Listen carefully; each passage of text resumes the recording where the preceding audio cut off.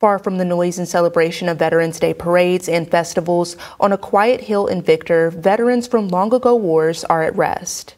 The caretaker of this cemetery is a veteran himself, and he and his wife make sure that service members buried there are still recognized. Mike Teeney paid his respects at this peaceful place. West Virginia has perhaps thousands of old small cemeteries scattered across its rugged terrain. Some of them are long forgotten and have all but disappeared. On this Veterans Day, I ventured off the beaten path to a well-cared-for cemetery on a ridge in Victor. It's an old cemetery with some old veterans. Several from the Civil War buried in here, and right on up to Vietnam veterans buried in here. And I myself will probably be buried over there somewhere. Eventually.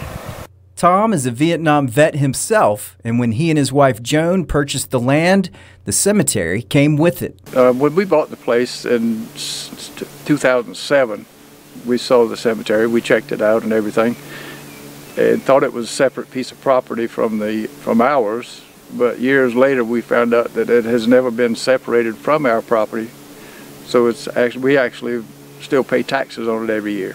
Regardless of who owned the land the cemetery was on, Tom and Joan took great care of it. Well, we saw that there was quite a few veterans up in here, so we just started taking care of the putting flags on all of the veterans' graves, because I'm a veteran myself, and just decided to take care of them. The old cemetery isn't quite forgotten. Some of those buried there still have family members who visit. There's people out of Ohio that come down. There's one that used to come, he's Chris out of Nebraska. He used to come down. He was trying to have it put on the National Archives, but I don't know whether he ever got it on there or not. And a lot of family from Summersville come up, and but they're all getting pretty aged now, and the kids don't want to fool with it. During Vietnam, Tom tried to enlist in the Navy. However, they had 5,000 on a waiting list. So Tom and a friend joined the Coast Guard, where he rose to the rank of E5, second-class engine man. Went on there in '66, and my birthday of 1967, we pulled out of Pearl Harbor along with 4 other ships headed to Vietnam. And we were over there until '68.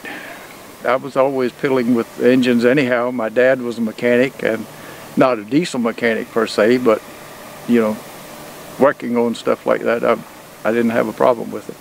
From what I can see, Christ Cemetery is in great hands, and there may be no better place to rest in peace. Happy Veterans Day to all the veterans.